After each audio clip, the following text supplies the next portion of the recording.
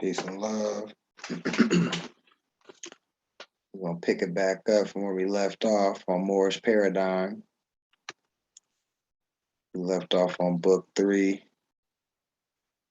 This is book 4. Skip through the preface. Get straight to it. Among many older scholars, especially Masonic scholars, Mu, M-U, and Atlantis was code for the ancient civilization of our ancestors, which existed prior to the worldwide cataclysms, which took place 1500 BC, referred to as Noah's Flood, Tower of Babel, etc. This ancient civilization was highly advanced both spiritually and scientifically. From the descriptions of it, it seemed to be a sort of golden age. At that time, our divine nature, higher self, was master over our mortal nature, lower self. According to legend in, this ancient civilization was destroyed because over time, lower self began to master our higher self, which in turn threw the planet out of balance and set it up for massive destruction. Let us take a deeper look at this civilization of our ancestors referred to as Mu and Atlantis, for in this history is much light and lessons to be learned. Some say, why study this Atlantis? These are just foolish fables of old. Remember, it is said that those who do not know history are doomed to repeat it. We can waste no more time repeating past mistakes. We must learn our history and heritage so that we may advance the good and not repeat the mistakes already made. Almost all cultures and peoples have a tradition of a golden age, which was first ruled by gods, then demigods, and then man.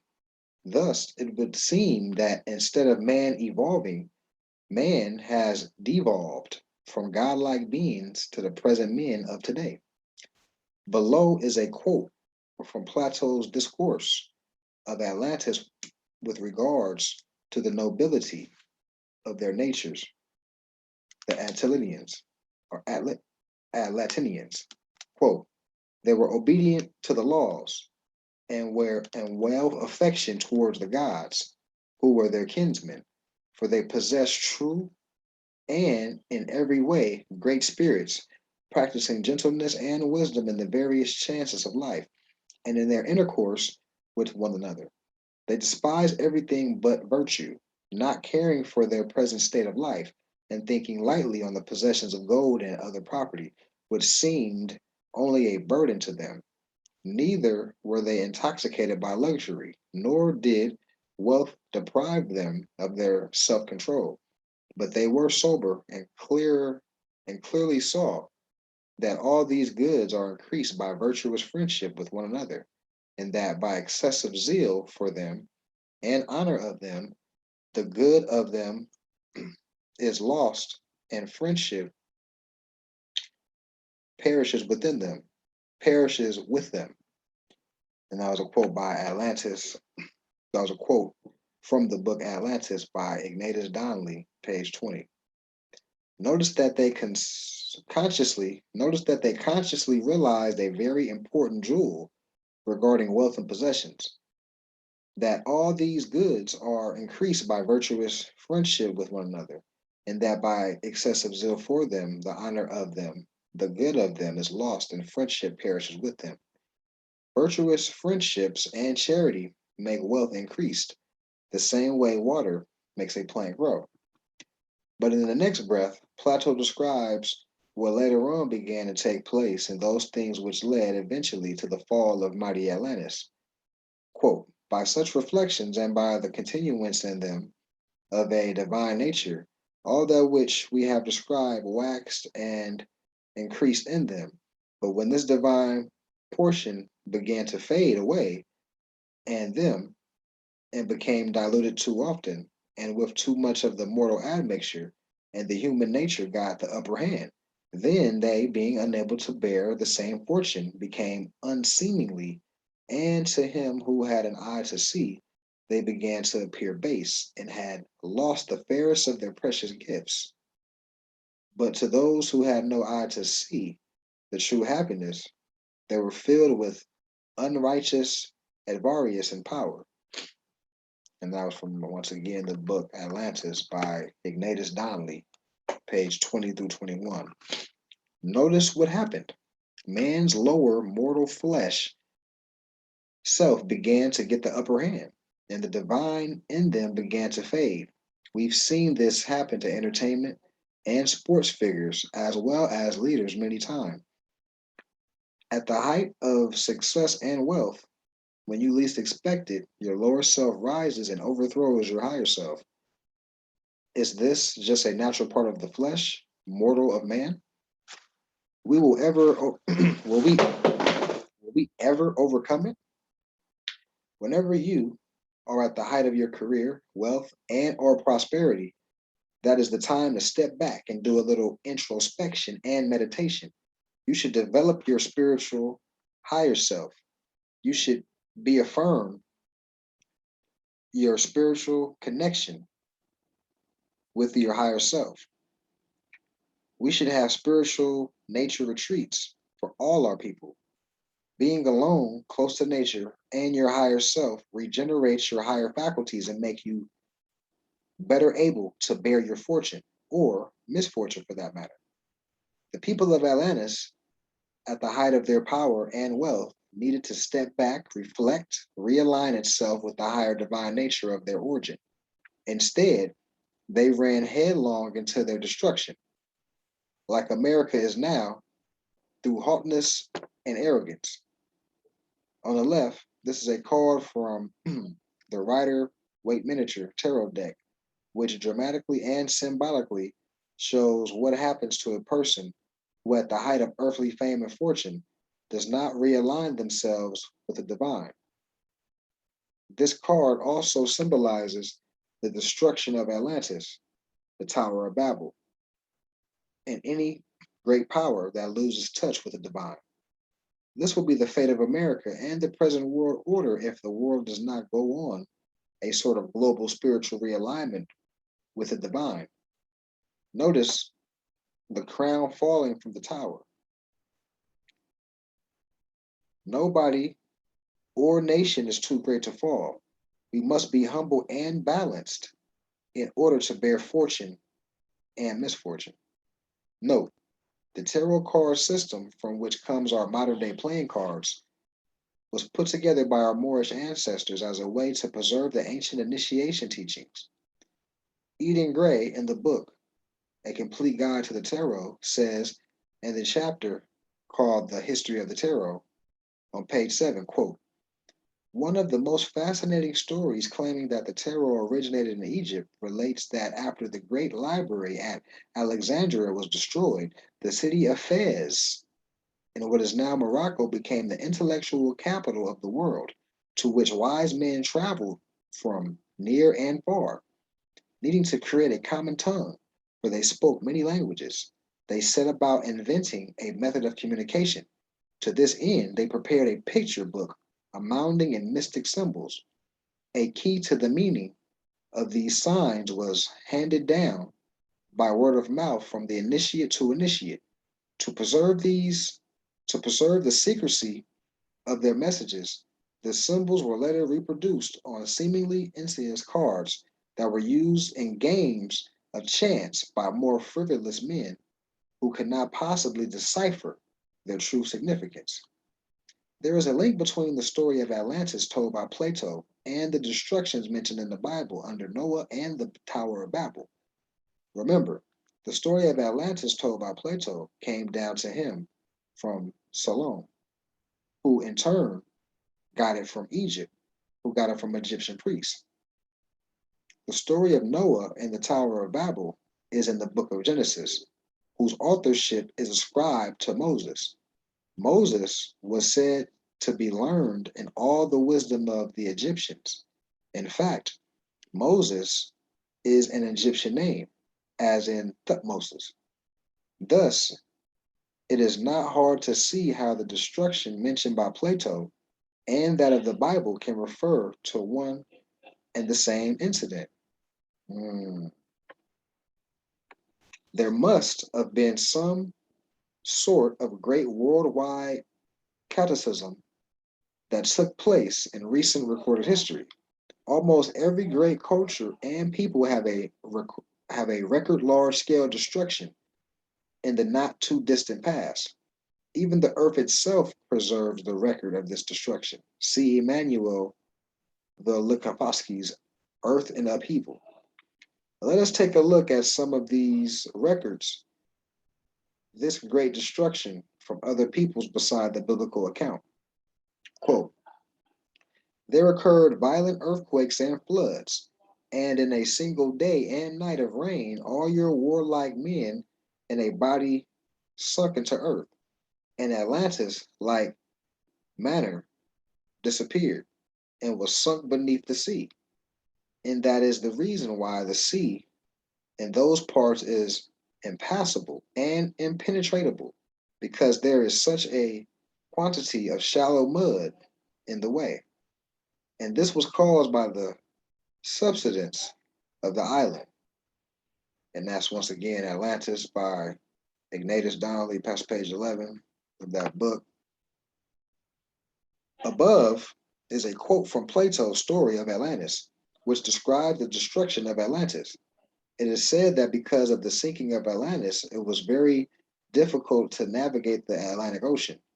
In the book Atlantic Journal and Friend of Knowledge, written by C.S. Rowlinquate in 1832 through 33, he described the deluge flood stories in the records of the Chinese.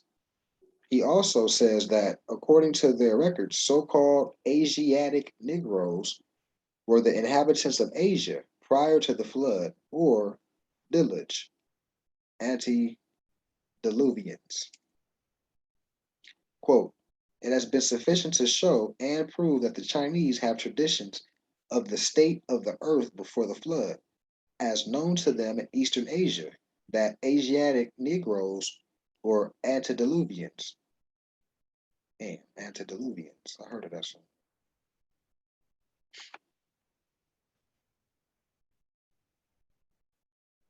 Here in the Americas, there are traditions about a flood and major cataclysms taking place. The Americas were a major part of the Atlantean civilization. The island of Atlantis was in the Atlantic Ocean, but Atlantis only included parts of America, Africa, and Western Europe. America was strategically located with the Atlantic on one side and the Pacific on the other side, or Mu. Below is a quote from a book called Queen Mu and the Egyptian Sphinx by Augustus Leplogian. This is taken from the Toriano MS Part 2 and is a description of the destruction of Atlantis as recorded by the ancient Mayas, who inherited their culture from the ancient Olmecs. Quote, the year 6 Khan, on the 11th Muluk, in the month Zak, there occurred terrible earthquakes, which continued without intermission until the 13th Cheon.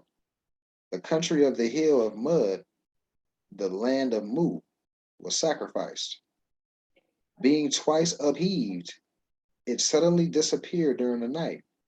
The basin being continually shaken by volcanic forces, being confined, these caused the land to sink and rise several times and in various places. At last, the surface gave way, and the 10 countries were torn asunder and squattered in fragments.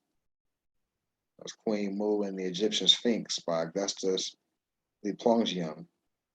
Augustus Leplogian even goes on to say, after quoting this, quote, does not this recital recall the story of the destruction of Atlantis told by Plato and the division of the country by Poseidon into 10 portions, assigning one to each of his 10 sons? Okay. So it was a parable Talking about the land in 10 parts or whatnot. Okay. Poseidon was told to have been the god who was the founder of Atlantis. He was said to have sired 5 pairs of sons, 10 total, among whom the empire was divided. Atlas, which C and Base said the Fed symbolizes, was the firstborn and therefore was the head of the other rulers, kings of Atlas. Here below is what Plato had to say about Poseidon and his 10 sons. Quote, I have before remarked in speaking of the allotments of the gods that they distributed the whole earth into portions differing in extent and made themselves temples and sacrifices. And Poseidon received for his lot the island of Atlantis. He also begot and brought up 5 pairs of male children, dividing the island of Atlas into 10 portions. And he named them all. The eldest, who was king, he named Atlas, and from him the whole island and the ocean received the name Atlantic. And they had such an amount of wealth as was ever before possessed by kings and potentates, and is not likely ever to be again. Now, it's once again from the book Atlantis by Ignatius Donnelly on page 11. The Moorish elders taught us that there were 5 main tribes of the Moors corresponding to 5 titles. These 5 pairs of sons of Poseidon correspond to these 5 tribes: the Bays, the Days, the Owls, the Els, and the Alis. We are taught that we, the Moors of North America, are mainly Els and Bays. The title Ali is reserved and honorary, associated with Atlas. It is reserved and received based on outstanding deeds in the way of uplifting fallen humanity, and one should not give oneself the title arbitrarily. These 10 kings, headed by Atlas, son of Poseidon, god of the oceans and maritime nations, are known in the Bible as the 10 patriarchs who preceded the flood. Quote, in the number given by the Bible for the antediluvian, before the flood, patriarchs, we have the first instance of a striking agreement with the traditions of various nations. 10 are mentioned in the book of Genesis.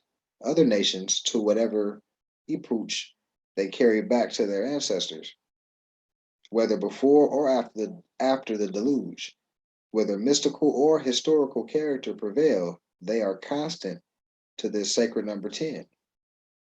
And that's from the Ancient History of the East by Lenormand and Chevalier, Volume 1, page 13.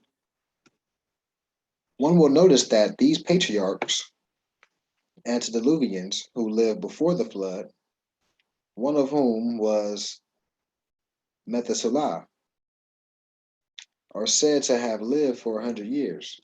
This means that not only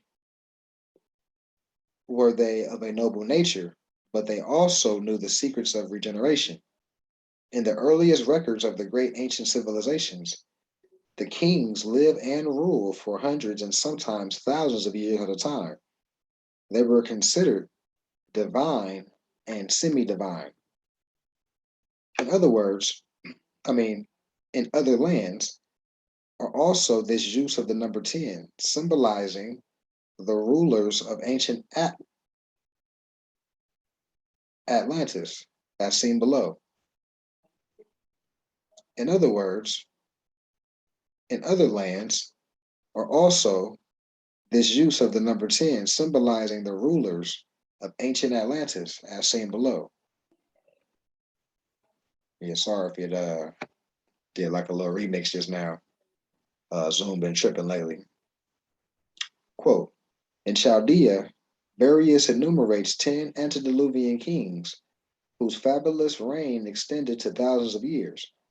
The legends of the Iranian race many in West Africa claim descent from Iran, commence with the reign of 10 Pisidian kings, men of the ancient law, who lived on pure Homa, or water life, and who preserved their sanctity.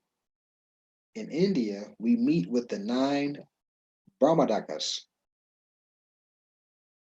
who, with Brahma, their founder, make 10, and who are called the 10 Pitras, or fathers. The Chinese count 10 emperors, partakers of the divine nature, before the dawn of historical times. The Germans believed in the 10 ancestors of Odin, and the Arabs in the 10 mythical kings of the Adites. Interesting. And that was in the book Ancient History of the East by Lenormant and Chevalier, Volume 1, page 13. After the destruction of Atlas, our ancestors who rebuilt the world civilization were under the leadership of Nimrod, the mighty hunter before the Lord, constellation of Orion. Who was this Nimrod? For many authors, he was received a bad reputation. But is this bad reputation true? Was he some evil and cruel tyrant? Or is this just a guise for jealousy and racism? Because Nimrod was a dark-skinned, woolly-haired Hamatite, son of Cush. Right on the right is a picture of King Esarhaddon of Assyria, Ashar, which was one of the kingdoms founded by Nimrod. This king and all the kings of the line of kings descended from Nimrod wore the fez, as seen on his head. Mm. When one looks at this picture of King Asharadan, it is as if you are looking at Nimrod himself. Notice the naps in his beard, symbolized by the circles. More on this later.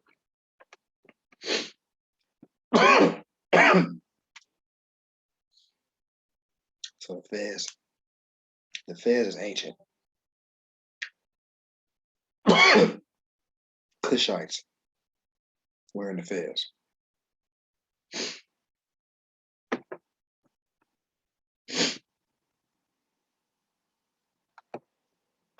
To understand who Nimrod was, it is important to go back to the Table of Nations recorded in the book of Genesis. Remember that the Bible is a compilation of the many works and histories which the Israelites came into contact with in Canaan, Egypt, and Mesopotamia.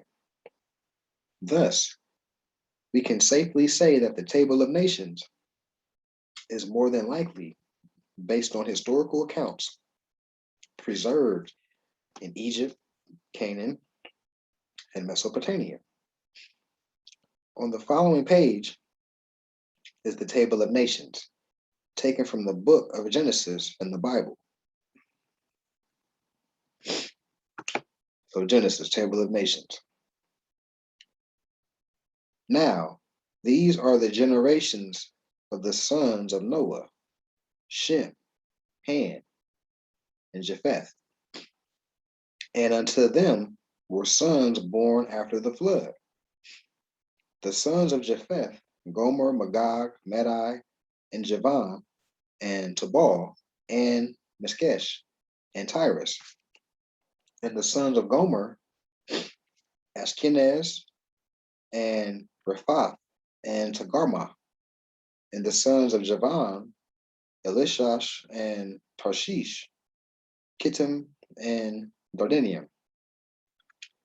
By these were the isles of the Gentiles divided into their lands divided in their lands, every one after their tongue, after their families and their nations.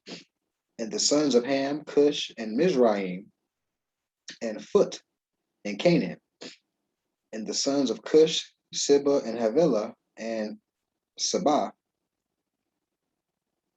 and Ramah, and Sabitcha. And the sons of Ramah, Sheba, and Dedan. And Cush begot Nimrod. He began to be a mighty one in the earth. He was a mighty hunter before the Lord. Wherefore it is said, even as Nimrod, the mighty hunter before the Lord. And the beginning of his kingdom was Babel, and Erich, and Akkad, and Calneh, in the land of Shinar. Out of that land went forth Ashar, and builded Nirvana, or Nanbi, and the city of Rehoboth, and Calah, and Rezin between Nineveh and Calah, the same is a great. And Mizraim began Ludim, and Anamah, and Lahabib, and Nalafutim, and Pathuism, and Kashulam, out of whom came Philistine, and Kaphtorim, and Canaan begot Sidon, his firstborn, and Heth,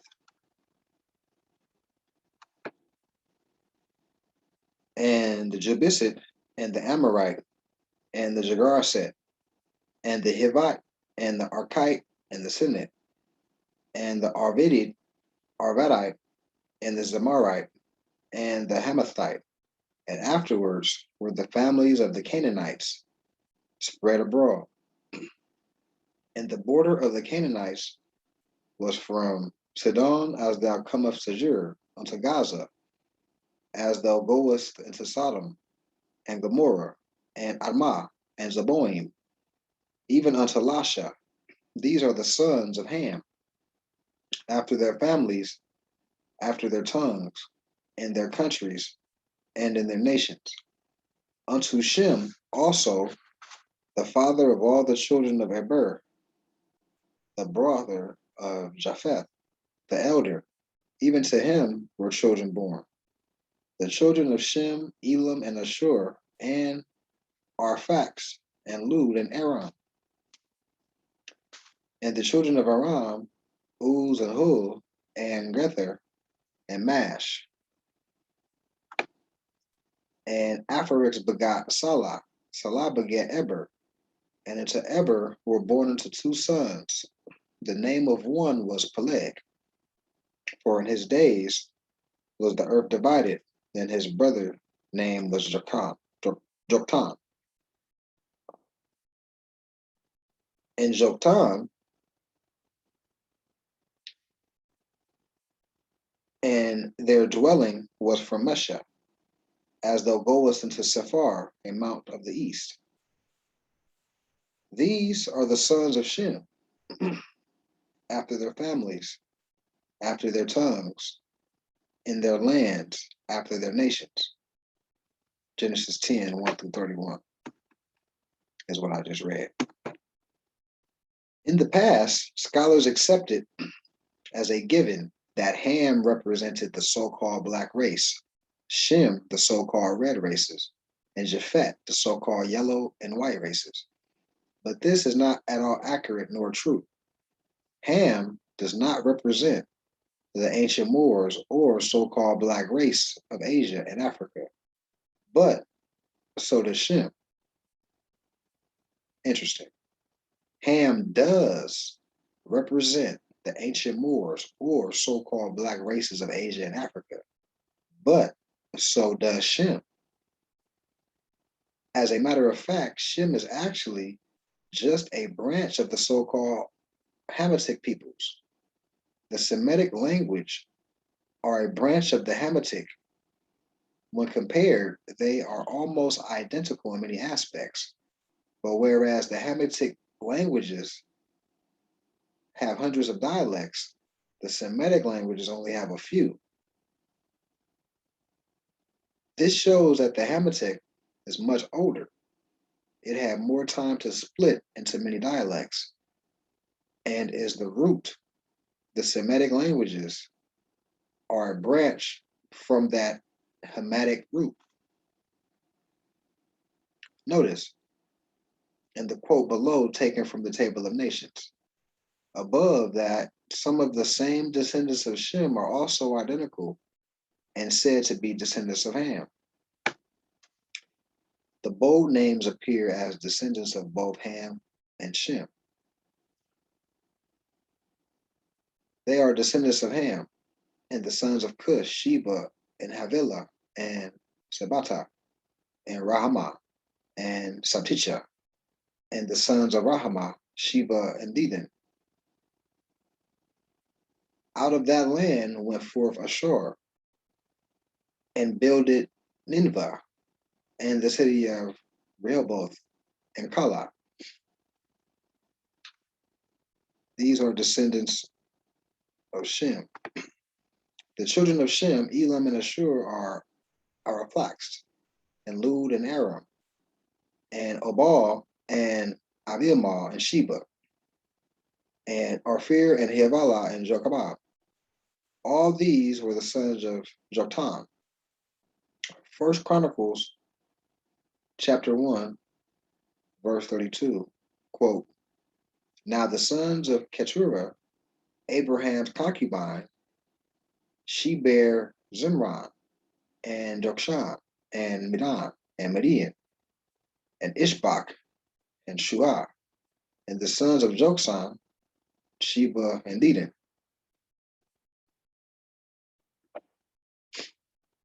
Although throughout the Bible there is this overlap between the descendant of Shem and Ham, which can only mean that they were one and the same people. Also, you will notice that Sheba is stated as a descendant of Cush, Ham, as well as Shem. This is the reason for the confusion to as whether the queen of Sheba was from Ethiopia or Arabia. Much of what is now called the Near East was all inhabited by Cushites or Ethiopians.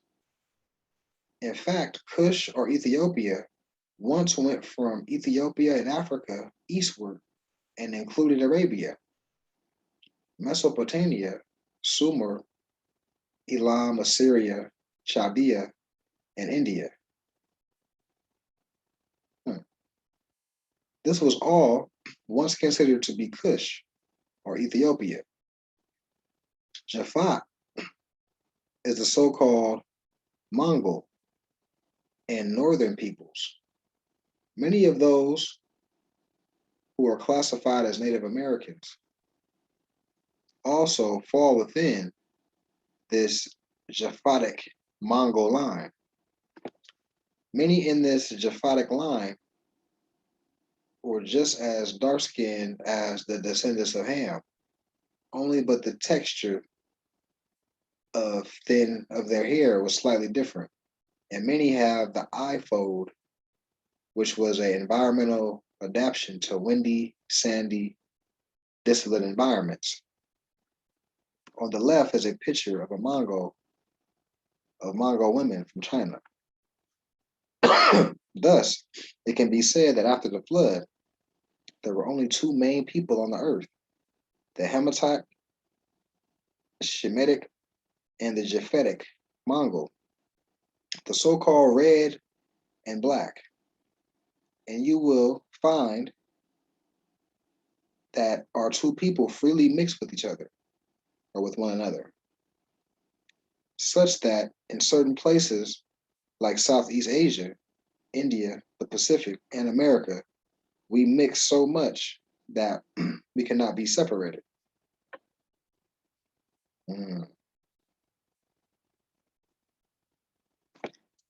But now let's return to Nimrod and the descendants of Ham, who re-civilized the whole world after the Great Cataclysm of 1500 BC. The quote below is from The Two Babylons by Alexander Hislop. While reading this, keep in mind that Hermes was Thoth, Tahuti, the Egyptian Kemetic god of wisdom. Quote, now Nimrod, as the son of Cush, was black, in other words, was a Negro. That was on page 34. Quote, I have already noticed the fact that Nimrod, as the son of Cush, was a Negro. Interesting. So that's from the book Two Babylons by Alexander Hislop. Quote, now the name Nimrod signifies the Sorora of the leopard. Nimrod, from Nimr, a leopard, and Rada, or a rod, to subdue. Okay. This would explain for the fact the jaguar cult and jaguar priesthood of the Olmecs, jaguar equals Amazon leopard. It also accounts for the leopard societies in West Africa, which exists to this day. Osiris as well as Osiris, as well as the pharaohs and priests of Egypt, are seen wearing the leopard skin as a sign of distinction. The exploits of Nimrod, therefore, in hunting down the wild beasts of the field and riding the world of monsters, must have gained for him the character of a preeminent benefactor of his race.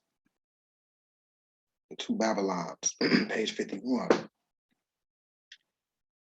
When the wild beasts roamed the earth in large numbers, and you could hear the large birds flapping their wings at a long distance, it was the Moors, Moorish dukes, that took the sword and went out and slayed the beasts, so that civilization come in.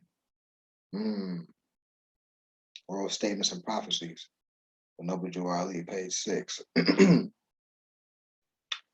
It is significant that Nimrod is referred to as a mighty hunter after the catechisms. He and his Cushite, Hamatite, Amalekite soldiers subdued both wild beasts and wild men of the earth and reestablished law and order. Below are some quotes regarding his reestablishing of world order, which we still live under today. In regards of the Jew, by Ralph Ginsburg, he speaks of some of the legends of the Jews regarding Ham, Canaan, Cush, and Nimrod. Though he is often portrayed by his haters as being bad, the Bible never says anything negative against him. In fact, he is spoken of as being before the Lord in his capacity of being a mighty one in the earth. The source of his unconquerable strength was not known to them. They attributed it to his personal prowess, and therefore they appointed him king over themselves. This was done after a conflict between the descendants of Cush and the descendants of Japhet, from which Nimrod emerged triumph. Having routed the enemy utterly with the assistance of a handful of warriors, he chose Shinar, Sumer, Mesopotamia, as his capital.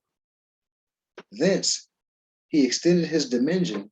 He extended his dominion further and further until he rose by cunning force to be the sole ruler of the whole world, and this mortal to hold universal sway as the ninth ruler to possess the same power will be the Messiah.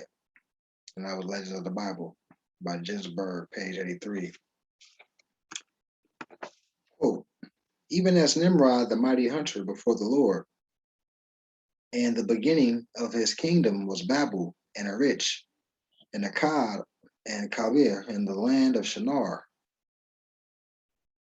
Out of that land, Rehoboth and Calah, and risen between Navina and Calah. The same is a great city. Genesis chapter 10. Thus, from the legends of the Jews, it is apparent that the first world order after the flood was erected by the Hammatites and Cushites under the leadership of Nimrod. Okay, so that's interesting. Thus, from the legends of the Jews, it is apparent that the first world order after the flood was erected by the Hammatites and Cushites under the leadership of Nimrod. No wonder the others hate him so much. Nimrod represents the Hammatites and Cushites who laid down the motto of divine monarchy, which even today, the royalty of England and Europe try to imitate. To Nimrod is also ascribed the building of the first strong fortified walled cities. And over and above, as the first great city builder after the flood, by gathering men together in masses and surrounding them with walls, he did still more to enable them to pass their days in security, free from the alarms to which they had been exposed in their scattered life, when no one could tell but that at any moment he might be called to engage in deadly conflict with a prowling wild beast in defense of his own life and those who were dear to him. That was page 51, Babylons by Alexander Hislop.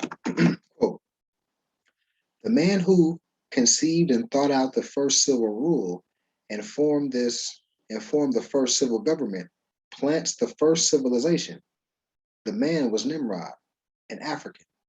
That's page 10, Ethiopia's Place in History by Reverend Williams Norris. Many Europeans, aware of the fact that the so-called Hammatites civilized the world, and some try to say that they, the Hammatite and Cushites, were in fact dark-skinned whites. Dark-skinned whites, quote unquote, is an oxymoron and does not make sense on the face of it. Following two quotes should make it even evident why European victims of white supremacy had to invent the dark-skinned whites lie regarding the ancient Hammatites and Cushites. Quote, biblical scholars tell us that the etymological signification of the word Ham is swarthy, and that Ethiopian, the name applied to the descendant of the swarthy Ham by the Greeks, means black or burnt. So Ethiopian is a term by the Greeks. It's not a nationality. And it also means the demarcation line separating the land from Ham and Cush. Okay, interesting. Descendants of Ham. The word Ethiopian is derived from the two Greek words, which compounded signify a black-faced man, supposed to have been burnt black by the sun. Here, the Hebrew word is Cushi, which Hebrew lexicographers define as meaning a black man. And all translation of the Hebrew scriptures conform to this meaning. For the land of Cush, or Ethiopia, the German translators of the Bible made by Luther was, it's crazy, right? Which signifies the Negro land or the land of the blacks. Yeah, it's kind of cluttered right there. I couldn't make that up.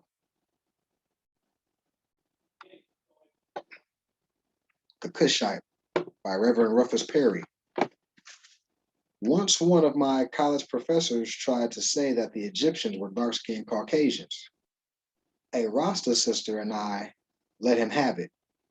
I said to him that Herodotus, who you Europeans refer to as the father of history, said, quote, it is undoubtedly a fact that the Caucasians are of Egyptian descent. My own idea of the subject was based on the fact that they have black skins and woolly hair, not that amounts to too much, as other nations have the same. And secondly, and more especially, on the fact that the Colchians, the Egyptians, and the Ethiopians are the only races which from ancient times have practiced circumcision. Mm. Herodotus, the Histories, Penguin Books, page 167. Now, even if you try to say that the Egyptians were dark-skinned Caucasians, did those same dark-skinned Caucasians also have woolly hair as well? The next day, the professor apologized and prefaced this reading of that text that day by saying the Egyptians are so-called are so-called dark-skinned Caucasians. Look at that. Look like a brother walking down the street today. While looking at us. Below are some more quotes regarding the so-called Hamitites, Cushites, Ethiopians, and Shemitites. The key unifiers of this vast empire reestablished by Nimrod was the Canaanite Phoenicians. They unified the various lands which were the fragments of the Atlantean Empire. The way they did it was through their mastery of seafaring and navigation. Above, here's a picture of a Canaanite noble. Okay, so it's a Canaanite noble right here. Get you a bar, this Canaanite noble.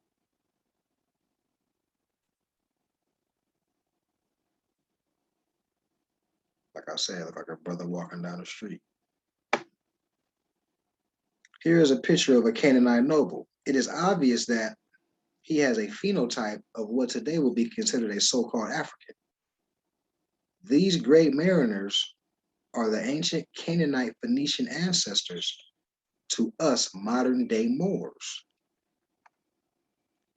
Quote, a great many of the most distinctive practices of Egyptian civilization suddenly appeared in more distant parts of the coastlines of Africa, Europe, and Asia, and also in course of time in Oceania and America, and to suggest that the Phoenicians must have been the chief agents in initiating the wholesale distribution of this culture abroad. Lecture by Elliott Smith, March 10th, 1915. Thus, after the flood, our ancestors set back out across the world to reunite and re-civilize the scattered fragments of ancient civilization of Mu and Atlantis. We spread all over the world.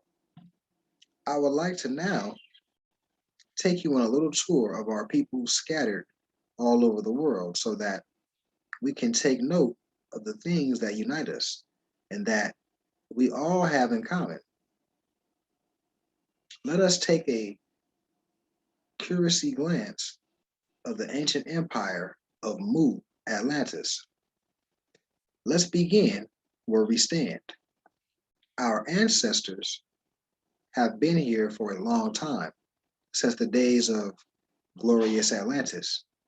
We've been right here, up and down the old man Mississippi. Right on the right, here is a picture of a Mohawk chief. Wow, Mohawk chief, huh?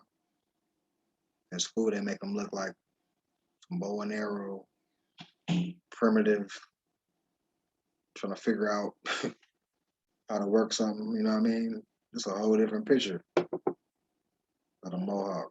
You don't even got a Mohawk. Or she ain't even got a Mohawk. Whoever it is don't got a Mohawk. You know what I mean? Here is a picture of a Mohawk chief. First off, it is plain to see that he is what we would call a Moor. Beyond that, take a good look at the mace he holds in his hand. It is exactly the same as that seen in this picture on the wall in Abomey, West Africa, on the next page. Remember, the extent of our dominion, a Mexim, as Noble Drew Ali said, their dominion and habitation extended from northeast and southwest Africa across the great Atlantis, even unto the present North, South, and Central America, and also Mexico and the Atlantis Islands before the great earthquake, which caused the great Atlantic Ocean. Circle 7 talk. Look at this. Look at this red and green color scheme. Ancient color scheme.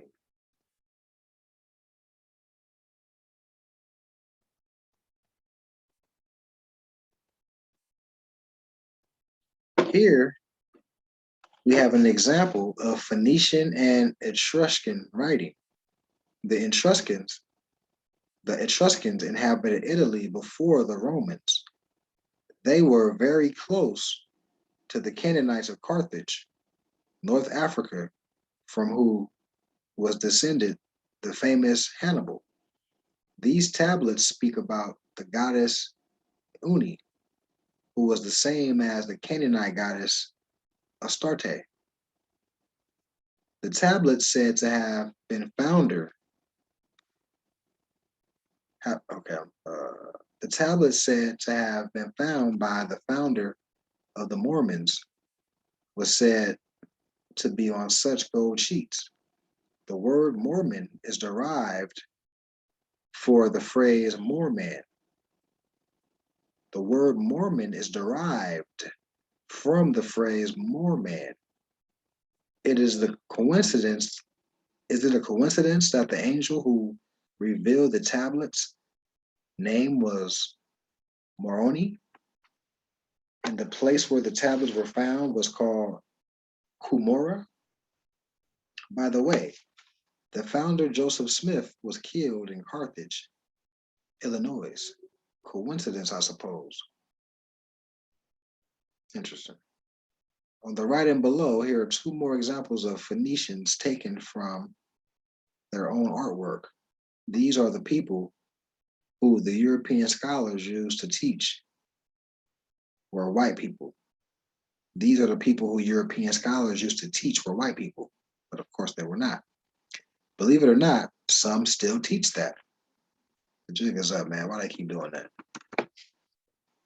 I once had a Spanish teacher in college who told a class of predominantly unconscious Moors that the Carthaginians and Phoenicians were white. I challenged this in class, and many of our people were fascinated. I quoted many works and told her I would bring in the proof the following day. The next day, I brought in a stack of books to prove my point. After I finished with her, she told me that she would be retiring at the end of the year and that she will use the time to re-examine some of her notions of history. Dang. This showed me that the lies previously accepted unchallenged as truth can only stand as long as we allow it to. All the lies and falsehoods perish and wither under the intense light of the sun, or truth. College professors are now becoming more cautious in what they say as a result of challenges of those Moors who are waking up. Above is a picture of an Etruscan young man out hunting birds.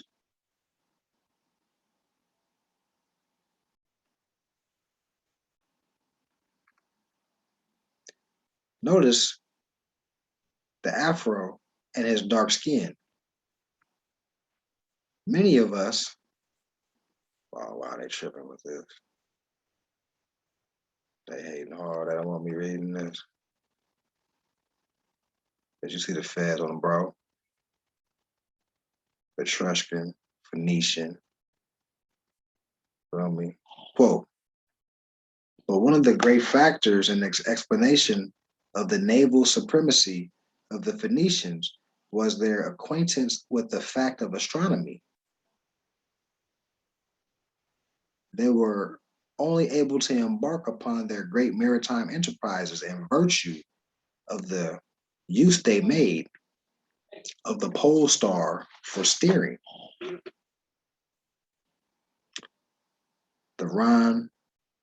The John Renland's Library, Ancient Egyptian Civilization. Hair like unto lamb's wool. That good old Bible verse, huh? It's all clicking. Here is a picture of Sargon II of Assyria, a descendant of the Cushitic line from Nimrod. Notice the concentric circles of his hair and beard. This was an ancient motif used to symbolize our so-called nappy or tightly coiled and curly hair. Also notice that he is wearing the royal crown of kingship, the fez. You can even see the tassel running down the back. Notice his ankh. Notice his ankh earring. Mordok equals Moorish Duke. Here's a picture of Xerxes, the Persian emperor. Notice again the crisp curly motif of his hair. All of these rulers, including the pharaohs, were all descended of the mighty families of Ham, Cush, Canaan, and Phut. Below, here is a Greek vase showing the same motif of the curly so-called kinky hair as tight concentrated centric circles. This motif was used specifically to dramatize our particular hair and was universally used and recognized as such. The founders of the Minoan Civilization, the founders of the Minoan Civilization, which eventually led to the Greek civilization, look like the person portrayed on this vase. Let me talk about this vase for the record. So the Minoans, which eventually became the Greeks, dark people. Godfrey Higgins, in his book, The Atlantis, Volume 1, says, quote, all the gods and goddesses of Greece were black. At least this was the case with Jupiter. Jupiter. I'm about to run that back. All the gods and goddesses of Greece were black. At least this was the case with Jupiter, Zeus, Bacchus, Hercules, Apollo, Ammon. The goddesses Venus, Isis, Hecate, Diana, Juno, Matisse, Ceres, Cybele are black, unquote. And that's on page 81, or 138, I'm sorry, of Godfrey Higgins in this book, Anacalyptus, Volume 1, where he states Zeus is just talking about Jupiter. Don't get caught up in the personality. This is all derived from planets. They got this flipped up head on, you know how they do. Above, here we see this motif used in India or Hindustan to represent the hair of the Buddha. Everywhere, the Buddha's hair is represented as curly or so-called kinky. Godfrey Higgins, in his book, The Anacalyptus, Volume 1 says, quote, the religion of Buddha of India is very well known to have been very ancient. In the most ancient temples scattered throughout Asia, where his worship is yet continued, he is found black as jet, with the flat face, thick lips, and curly hair of the Negro. Several statues of him may be met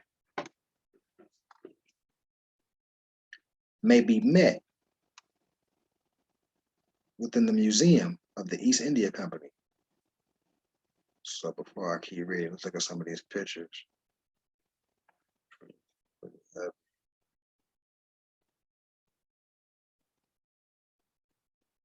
Some pictures again. So you can embrace, let your Akashic records, you know what I'm saying? Remember this stuff. It's all in our DNA and our cellular memory.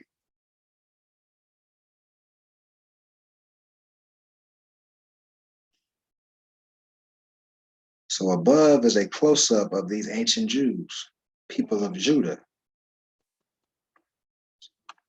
All right, so that's what this is.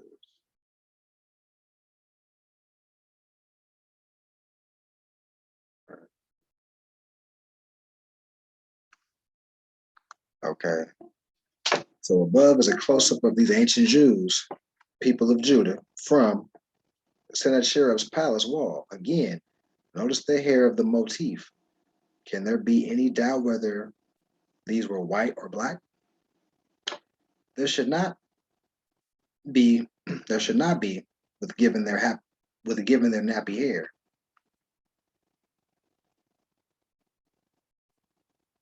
Above is another close-up of the original tribe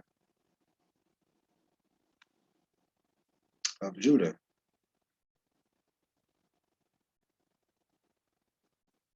So they're actually explaining these pictures, like the page after. So that's why I'll keep scrolling back.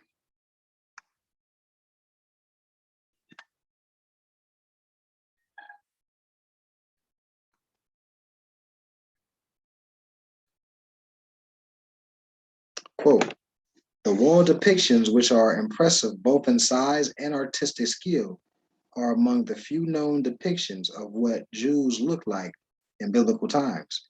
They are now located in the British Museum. That was page 93, unquote. No wonder it says in the Bible, in Amos 9:7, are ye not as children of the Ethiopians unto me, O children of Israel, said the Lord? Last but not least, I close with this picture of the ancient Canaanite god El, who later became Yahweh of the Bible.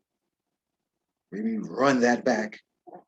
Last but not least, I close with this picture of the ancient Canaanite god El, the ancient Canaanite god El, who later became Yahweh in the Bible. In the Bible, Yahweh is referred to as El, Yahweh is referred to as El and Elohim. El or El, plural, the seven spirits. And many names such as Michael, Gabriel, Israel are merely compounds of El.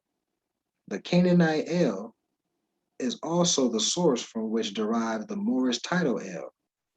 Notice, he also has thick lips and a nappy beard.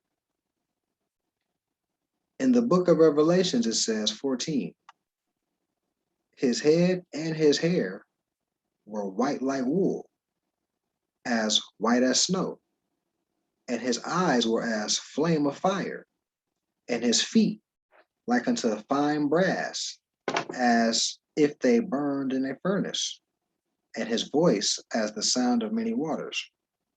Now, there is only one people I know of with hair like lamb's wool. Also, brass is brown, and if it is burned in a furnace, it is dark brown. This is how God is described in the Bible. Books that you could look up to cross-reference this information, 100 of them. It's fact, not fiction, man. You know what I mean? Yeah, man. Go run this back about 30 times. Superheat. Sorry for the overlap. You know how they do with the PDF, because there's so much heat up in here. They really don't want you really even reading this. So I know it got tedious with 100. No, it was like 25 Bible verses I read earlier, but yeah, break that down. Rewind this thing about 5,000 times till you get competent. But Islam, this was book 4, Moorish paradigm. Study up, but be square.